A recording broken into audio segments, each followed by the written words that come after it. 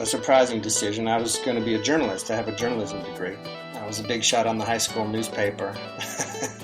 And I thought, this is for me, man. I can type 70 words a minute. Welcome to Story and Craft. Now, here's your host, Mark Preston. All right, welcome back. Thank you very much for popping back over to Story and Craft. I'm Mark Preston. And today, Garret Dillahunt. He's one of the most recognizable people on film and TV. I mean, he's been around for a while. Broadway, films like No Country for Old Men, 12 Years a Slave. Recently, he's been in Ambulance. Also TV, I mean, he's been everywhere as well. Raising Hope, Deadwood, Justified, The Mindy Project, Fear the Walking Dead, and right now he has a brand new TV show. It's actually his TV show. It's his very first time executive producing. It's called Sprung. It's on the Freevee streaming platform, which I believe used to be IMDb TV. Check it out. It's really funny. I think you'll enjoy it. And don't forget storyandcraftpod.com. Once again, storyandcraftpod.com. Everything you could possibly want to know about the show is right there. You can sign up for the newsletter. And don't forget, if you are listening on Apple Podcasts, please leave a review. Leave a little love, if you would. Of course, you can follow, whether it be Apple Podcast, Stitcher, Spotify, whatever have you. Just make sure to follow the show, like it. That way you get a notification every time there's a new episode. All right, let's get after it. It is Garret Dillahunt Day right now on Story and Craft. So how are you doing today, my friend? I'm good. I'm happy to be here. Thanks for having me. No, the pleasure's all mine, most certainly. Where are you joining me from today? I'm in Los Angeles. Is that home base for you right now? Yeah, my wife and I, we sort of split time between New York and L.A. She's born and raised New Yorker, so we just kept our place there. But most of the time, I'm certainly here. That's for sure. It was so funny because I was looking over your just resume, and I thought I knew a lot of what you'd done, but I'm thinking, wow, there's never a time you're not working. I mean, you've worked on a number of series, on a good stretch on a number of series. I was sitting there going, I need to go back in, take a look at some of the stuff you've done, because I am one of the few people I have not seen Deadwood yet. That's one of the shows I've wanted to watch for so long. It's just life gets in the way, plus I've got 3 kids that are now teenagers. So what we're watching on TV is sort of predicated upon their age. By the way, I did check out Sprung the other night. I love the premise of that show. And I was wondering, you're executive producer on it as well, correct? Correct, yeah. I'm kind of curious your thought process. Was there a script out there, or were you just kind of going, this sounds like a fun idea? What was, how did it come together? Well, it was more about, lockdown had just gone into effect. It had been a little while since I'd had a job I really had a ball on. I was trying to think the last time I did, and I was like, well, I guess it was working with Greg on Raising Hope, Greg Garcia. Mm-hmm. So I called him during the downtime, and I said, I'm not getting any younger, and I don't know why I've never done anything myself, but we should do something, because I need to have a good time. And I think everybody would like to have a good time. I chose him because he's a comedy guy, and I like doing comedies. And he said, well, what do you want to do? And I didn't know, but I knew the kind of guy I wanted to be. And so I had a whole list of stuff I was saying, maybe something like this, maybe kind of a badass gone to seed a little bit, maybe this, maybe that. What do you think? And he percolated on that and came back with these 4 scripts, kind of loosely based on what happened, like you referenced. They let out a bunch of inmates early because of COVID, trying to block, low-level security. And so we kind of dovetailed that in with a guy who'd been in jail for 26 years for selling weed and nothing else. And we kind of went from there. It's not really just to put anybody's fears to rest or dash anyone's hopes. It's not a show about COVID in a lot of ways. Mm-hmm. It kind of is the catalyst for starting us off. Martha Plimpton, who I just adore her. I mean, I've watched her, I guess, since I was a kid and she was doing some of the teen movies or whatever. But she has one of my favorite lines in the first episode where she says, where they say, should you, in relation to COVID, should you wear a mask? Obviously getting out of jail, you don't know what the story is. And she says, depends on what channel you watch. I was like, okay, now we're off. This is a a fun show. And I saw It's really good. Yeah, did I see that you had you have Fred Grandy showing up in a couple episodes? That's right. That is a throwback. Yes, it was also I don't know. It was very validating. The people that wanted to be on the show, you know what I mean? Like you think you've got something, you think it's cool, but you're like you know, no one's gonna want to be a part of Garrett's little show. You know, who's Garrett? You know, and then to have Kate and Fred Grandy and Chris Bauer does 5 or 6 Oh God, episodes. yeah, he's fantastic. We got so many great people willing to be a part of it. It really validated everything for me. It's kind of like they're coming out to play with you. Absolutely, yeah. And I'll tell you something. We shot 10 episodes. We shot in Pittsburgh, and we shot all 10 at once, kind of like a 5.5-hour movie, basically, which I don't recommend, but we did it, and it was a way. Like we could shoot all of Chris's episodes in a week. We could shoot all of Kate's in a week. You know what I mean? We didn't hold them up for long, and they got a nice little tidy paycheck, because they get paid per episode, and then they can go back to the, what they're doing. They're both real busy. And so each episode's roughly just about a half hour, roughly? 35, 37 minutes. Yeah, it's a little longer. There are commercials, but they're limited. So it's longer than, say, a network half-hour format. You've been doing television for so long. Do you like this format, the kind of new, well, it's not that new anymore, but the whole idea of streaming and the different streaming providers, and you kind of have a little bit different palette to paint on? Do you kind of like that? Yeah, well, there's good and bad about it. I guess you could say that about everything, but, the good is the freedom you're talking about. We have a little more time to tell the story. The bad is it's so long between seasons, and it's actually a big bone of contention right now, I'm sure, with the contract negotiations coming up. Actors have been trying for years to let us work on other things in the downtime. You're holding us for more than a year sometimes. And, I'm fortunate. I can piece something together usually, but a lot of our, sort of below the line folks are having a real hard time finding ways to stay alive while we wait for some streamer to decide you're going to have a season 2 or not. It's been a year since we shot. You're going to do another one? Because I really would like to eat, So it's a real problem. I don't know why it's a problem. I think they're operating on a business model from network days when we would do 22 to 24 episodes a season and have very limited downtime and real concerns about our faces being on other things. But now, it's a whole new ball game, and it's time for them to wake up. But that's the bad part. The good part is the freedom and the creativity. Absolutely. I didn't even think about that, because you are looking at only roughly 8 to 10 episodes, pretty much on average. And most shows are coming out. They got 2 to 3. I mean, if you hit 3 seasons, you're in great shape. But yeah, from what I understand, and everybody I've spoken with, I'm just realizing that it doesn't seem like until they've released the whole season, and a little ways after they decide whether or not a next season will come out. And that's actually a very common thing. When I speak with somebody, I'm kind of like, so what are we doing next season? Like, we don't know if we have another season. So we finished shooting this at the end of November of last year. We don't know if there's a season 2 yet, and it's almost November. We have to write it. We have to shoot it if there is. That's years between seasons. It's a shame. Yeah, I think the average person doesn't realize how long it takes to from an idea to release. It's a nice stretch. But yeah, I did want to go a little origin story. Just kind of curious. You grew up in Washington, correct? Washington State? Yeah, I did. Whereabouts in Washington? Eastern Washington, not Seattle. So everybody knows Seattle. I mean, especially me being a kid of the 80s, early 90s, whatever. The the whole grunge scene and all that. So, but in your neck of the woods in Washington, how is that line of delineation between the Seattle scene and where you grew up? How is it? Was it just kind of average suburb, if you will? Well, it's pretty far from Seattle. There's a mountain range between eastern and western Washington that separates us, but in a lot of ways, politically, it's kind of like California. It's a very liberal state on the west side of the mountains, and a very conservative, farm-oriented state on the right side. It's also different weather. It's very dry, very hot in the winter, very cold. Very hot in the summers and cold in the winters, and very fertile farmland. I come from apple country.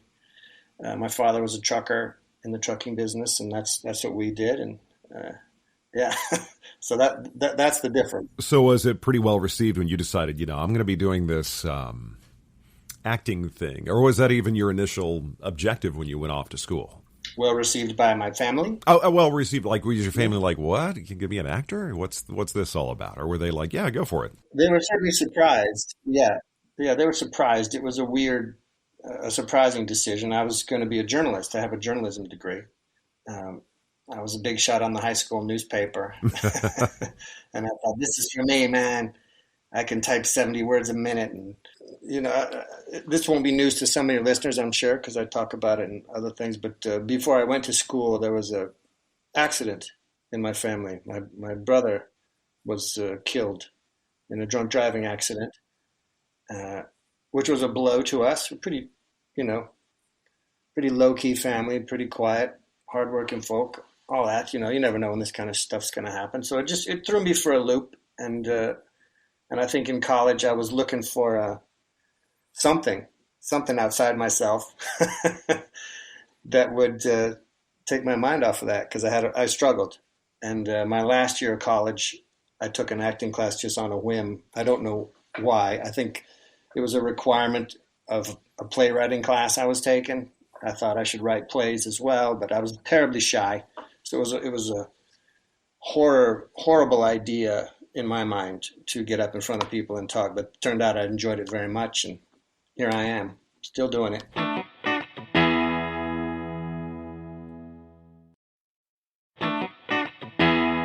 Well, isn't that kind of a common thread with a lot of actors? It's a great irony that they're inherently kind of shy people, Do you think that has something to do with we're a little bit more in our heads, if you will? Maybe. And I mean, you seem to have the gift of gab, and I just don't. I maybe you're a good improver.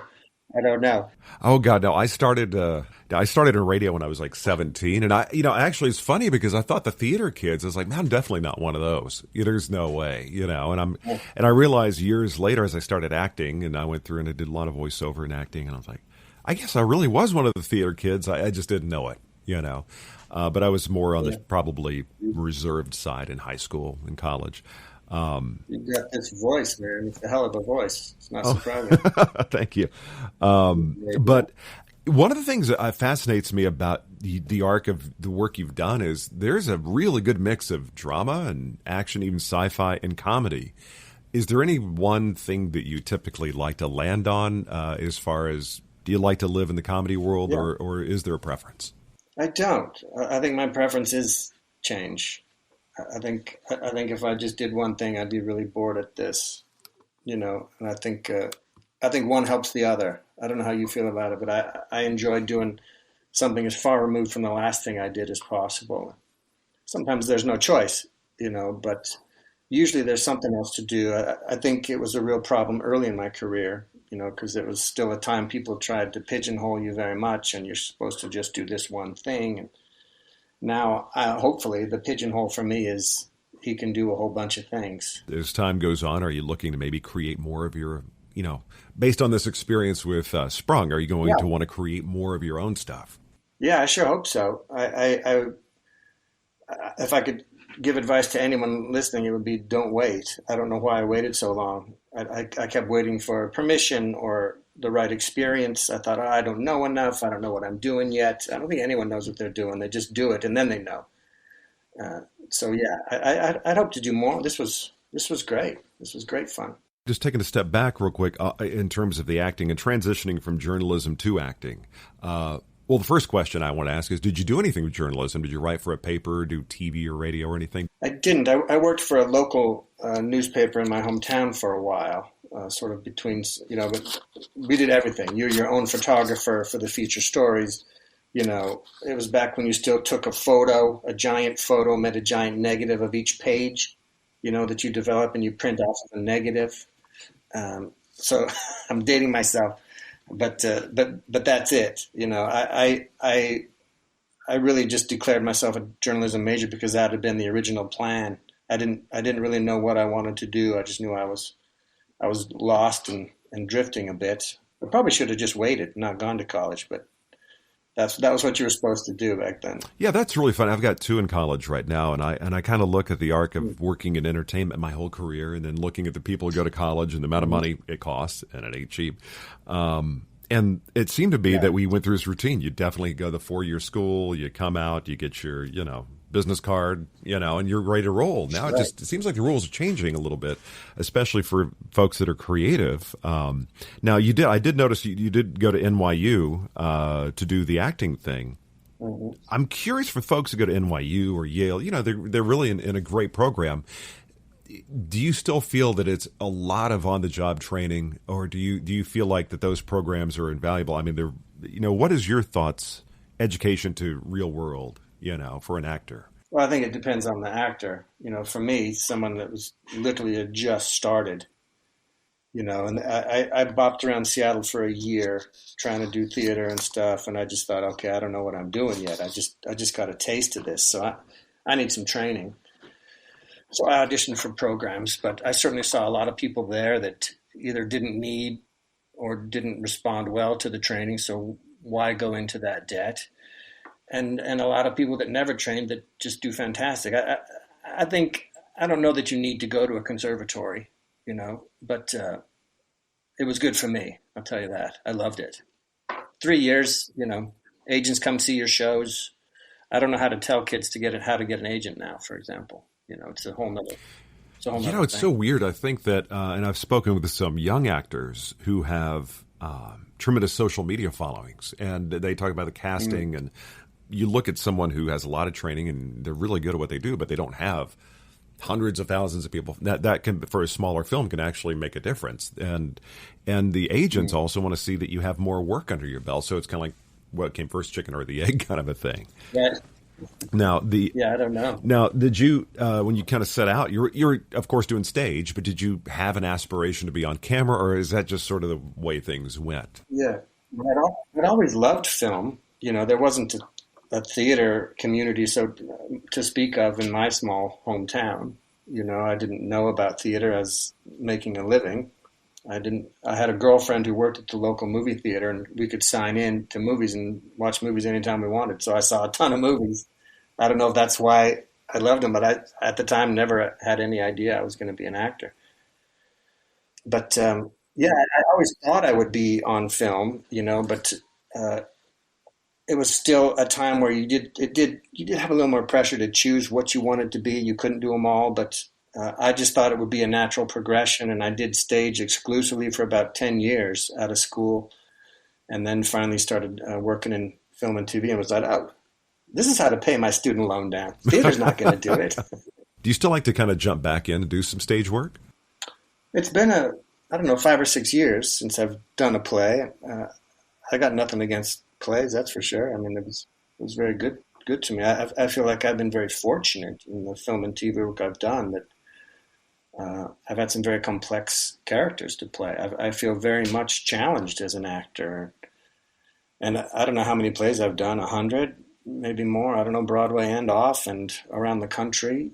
And I don't know I think some of my most challenging experiences as an actor have been on film and TV. So I'm fortunate, and I'm not particularly missing it when I'm not doing it. But I always want to do all of it. I hope I'll have that option.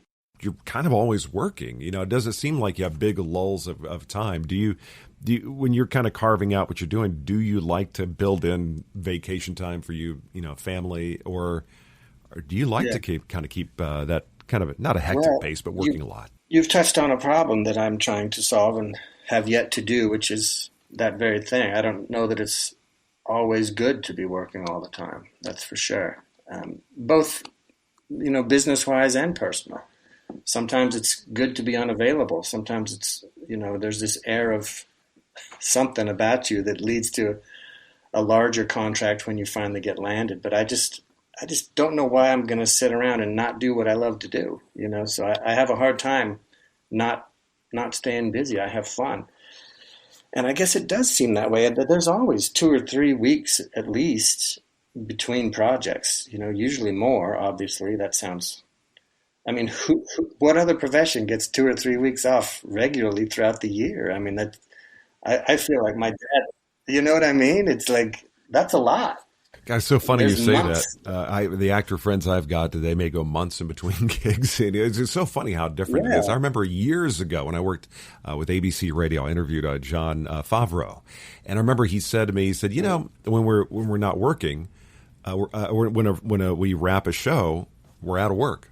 Didn't really register till later. I was like, you know what? Yeah, that's right. You know, so if you are working and doing what you're doing, that's you're definitely blessed. What a great opportunity. And I noticed that you do show up with a lot of kind of talking about the work you've done. I'm very curious about one thing. Do you enjoy working with people again? If you have a great experience with them, do you seek out opportunities to work with them again? Like Timothy Oliphant, I know worked with him a couple times. Yeah, absolutely. I mean, Greg Garcia and Sprung being the prime example that we started off the half hour with, but I think it's the best way to work. You know, it's why we all went back to Deadwood. You know, it's why I played basically a one-line guy in the movie of Deadwood, because I just wanted to be there with my old friends. You know, after 15 years of the thing being gone, we all just wanted to say goodbye to David. And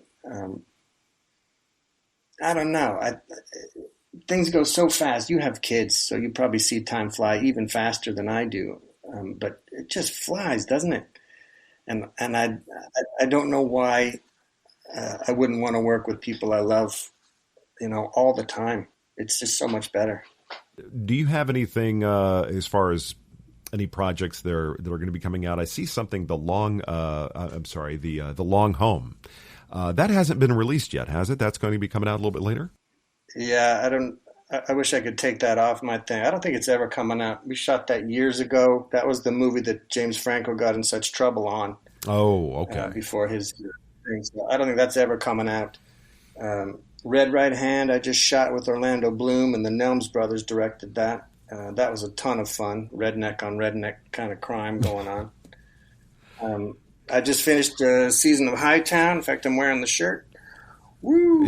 That was fun. We literally just got home from North Carolina for that.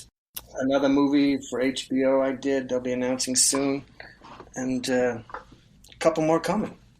Yeah, I saw you did the Where the Crawdads Sing. Yeah, that was in New Orleans. And that's still in theaters, I believe, if people want to see that. I chatted with Logan McCrae a little while back about that. And I'm actually in New Orleans.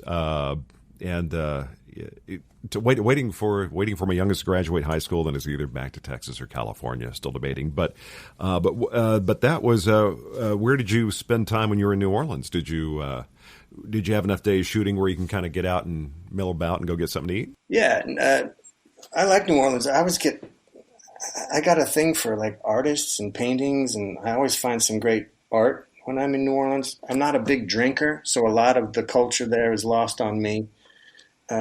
But it was so hot when we were filming there that I didn't get out a ton, to be honest. They got me in pretty quick. I had 2 weeks to shoot, and we shot a lot, delayed for weather a lot, and then I got out of there. But I've worked in New Orleans a ton, so I'm familiar with the town and really dig it. Do you like shooting on location, or do you like to more often than not, do you like to be in shooting around L.A.? I guess it depends on what the location is. Oh, yeah. A lot of my movies are sort of, and you'll be staying in this, truck stop in New Jersey. There's a Sonic to eat at. And while my friends are shooting, and like, I got a job in the Canary Islands. I'm like, what? Shut up.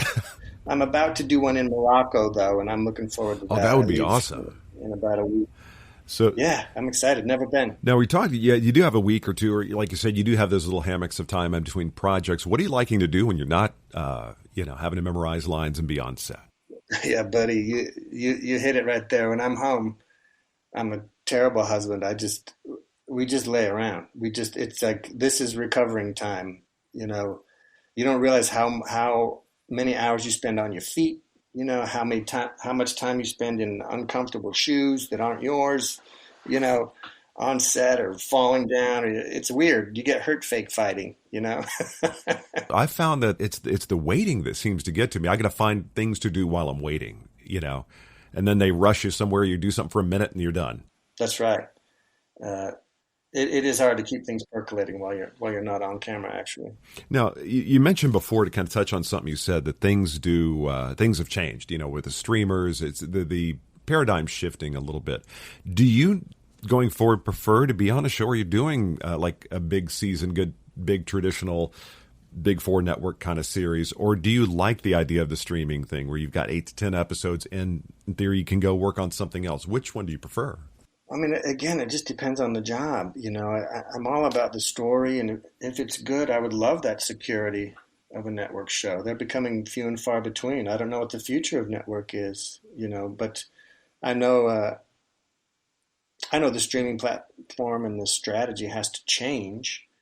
We're hearing a lot of stories about all of them being in some kind of trouble. They're all trying different mergers. They're all trying, it's still a fairly young technology in a way. And I'm hoping they're ironing the kinks out. I just want to tell a good story. I really don't care where it is. I really don't. Maybe I should. Do you? Yeah, it's funny. I don't, but I'm looking like at my kids. They're completely fine looking at their telephone, like watching something. I was like, no, I like my stuff on a screen. I like, something I can get into. But I think it's being driven by, strangely, people younger than us, it seems like, Oh, sure. But my nephews watch YouTube, Oh, yeah. Before a television show, they'll pick YouTube. Yeah, I'm kind of getting into my son's getting me into the, especially with Disney, the Marvel universe. And after we watch a show, there's a guy on YouTube who does a summary of the show to kind of explain all the bits and pieces and all the little Easter eggs and all that stuff. So he looks at almost like a companion thing. Watch the show, then go to YouTube, watch the summary, something to that effect. Now you've worked on, with Fear of the Walking Dead. Have you done with that universe? Have you done any of the cons, like the Comic Cons or whatever that those folks seem to show up at? I was able to do a few before the lockdown. As with most things, I seem to get in on the tail end of the magical part. And you heard all these stories about people going to cons and what fun they have and how lucrative they are, and meeting the fans is glorious. And then I kind of get in just as that sort of feels like it's starting to peter out or go through changes, and then COVID shuts the whole thing down anyway. Where does The Walking Dead, the Fear of the Walking Dead, did y'all shoot in Atlanta as well? No. No one knows anything about my show that I was on. It's interesting. We shot, I think they started in LA, then they shot in Mexico. When I was on it, we were in Austin, Texas. Now I'm not on it. And I hear they're finishing up in Savannah, Georgia. So they were all over.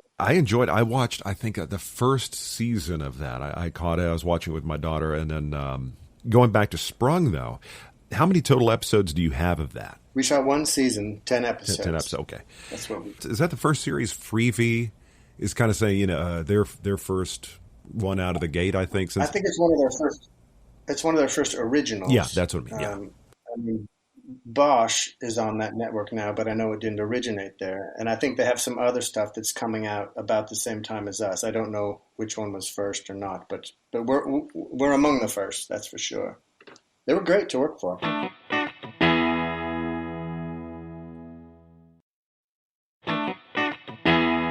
Do you have any, aspirationally, as you look kind of down the line, do you have anything like, I would really like to do this kind of thing, work with this director, this actor, or this kind of a genre? Is there something out there you have not done yet that's on the list? I should be more specific about those things.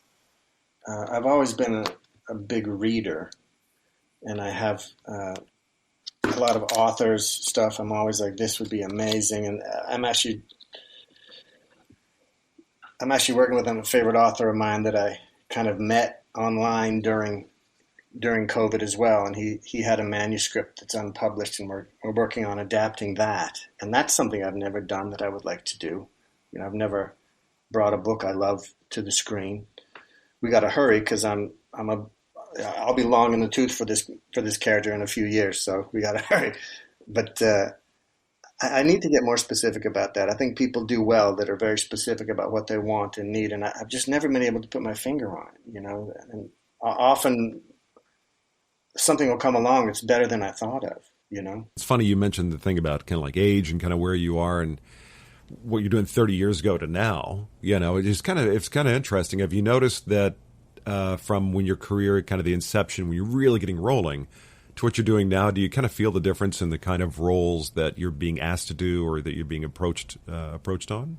Well, certainly the age difference in the roles is noticeable. Or I'll think like, oh, I'm going to play this guy. And you're like, oh, you want me to play that guy's dad? Oh, of course. Of course I'm the dad. You know, I still haven't quite made the switch yet that I'm not capable as I am in the eyes of a lot of filmmakers now. But I'm also enjoying that change in my real life. You know what I mean? I'm really liking my 50s. I really am. And I don't know. I'm not. I don't feel down about anything. You know, I'm enjoying the change. But yeah, I'm getting offered a lot more. You know, bosses, commanders. You know, Hightown. I play a Southie, you know, mob boss, and I'm usually like, you know, lead henchman to that guy. You know, now I'm like, I'm the boss. Oh, I guess I need to embrace that. It's funny we talk about the age thing, and my frame of reference for Martha Plimpton was much younger. Now she being the mother of an adult, I was like, no.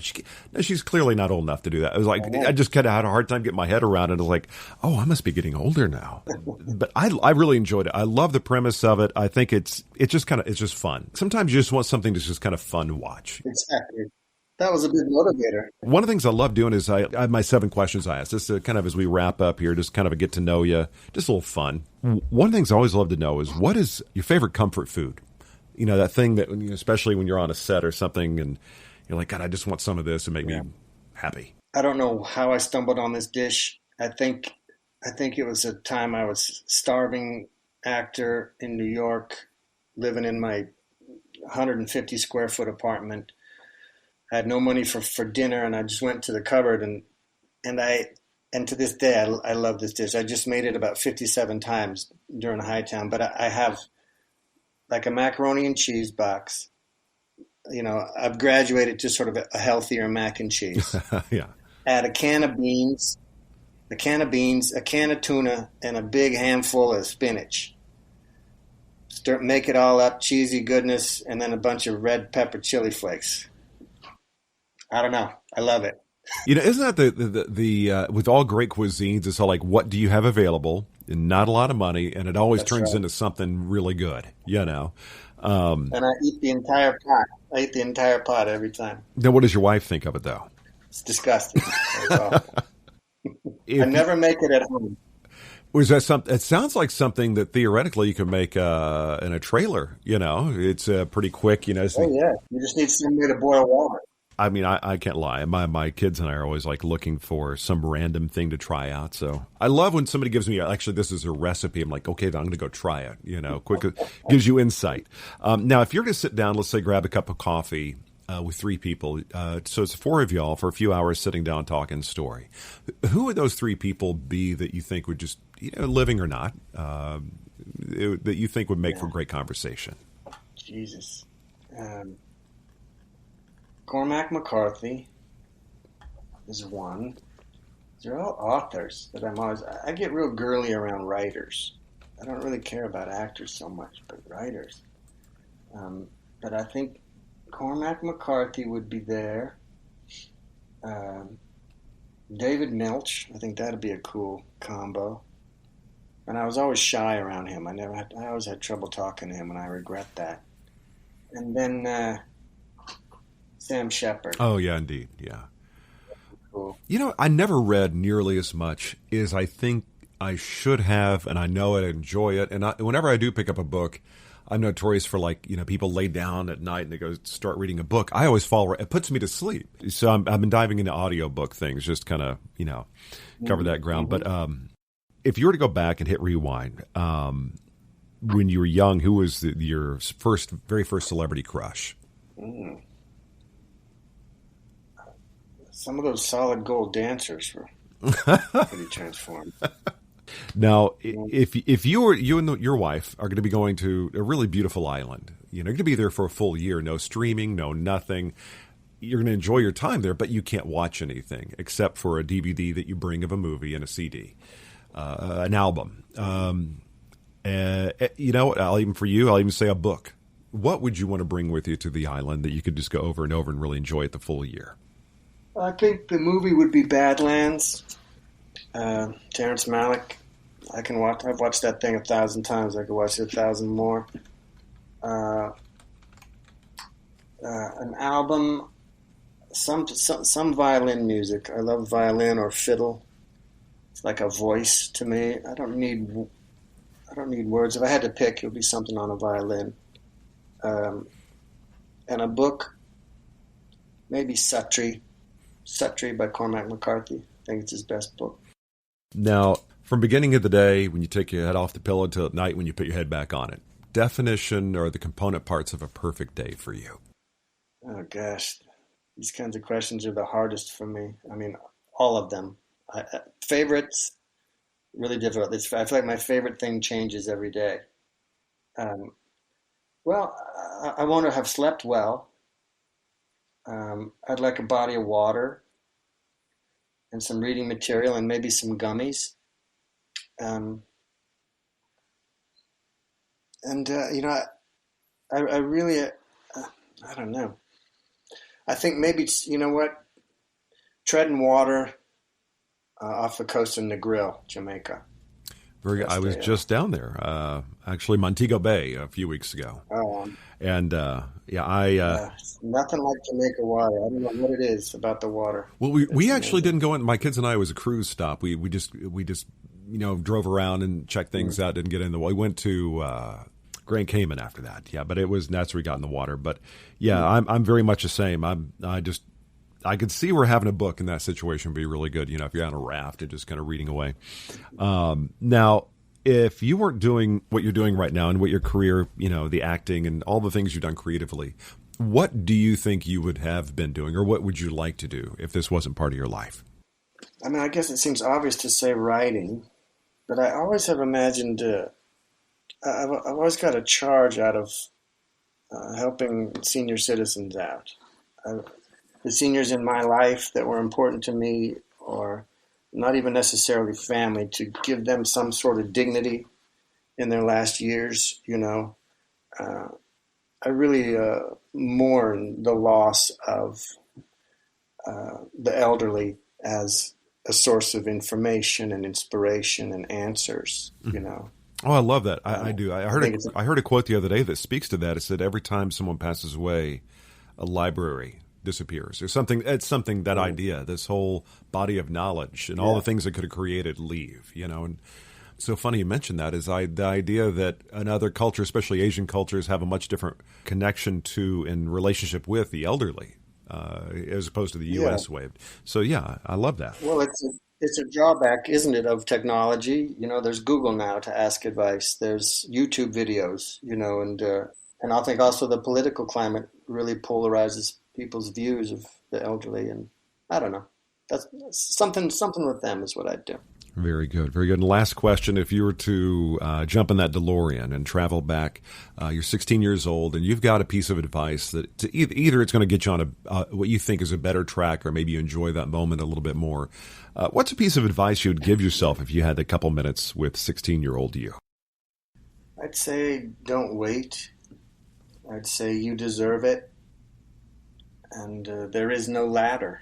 That's what I like. You know, I've heard the "don't wait" thing often. That is one of the most often things people say. But that's wonderful, and I certainly appreciate it. And again, appreciate your time. And I, like I said, Sprung.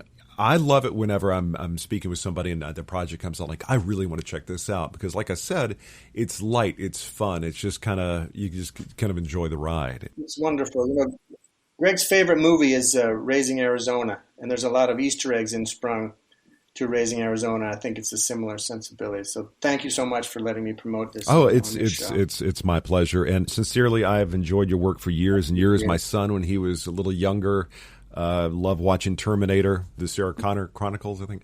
So best of luck and look forward to hopefully catching up down the line. Thank you so much. You're the best. Well, there you go. Garret Dillahunt.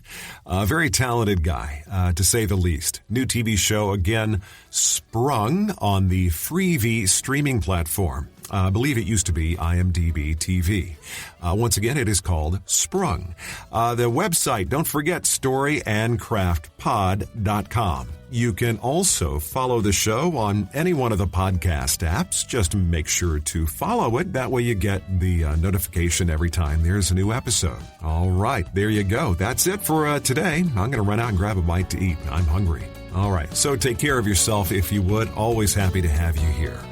Next week, another great episode, so stop on by again right here on Story and Craft. That's it for this episode of Story and Craft. Join Mark next week for more conversation right here on Story and Craft. Story and Craft is a presentation of Mark Preston Productions, LLC. Executive producer is Mark Preston. Associate producer is Zachary Holden. Please rate and review Story and Craft on Apple Podcasts. Don't forget to subscribe to the show on Apple Podcasts, Stitcher, Spotify, or your favorite podcast app. You can subscribe to show updates and stay in the know. Just head to storyandcraftpod.com and sign up for the newsletter. I'm Emma Dillon. See you next time, and remember, keep telling your story.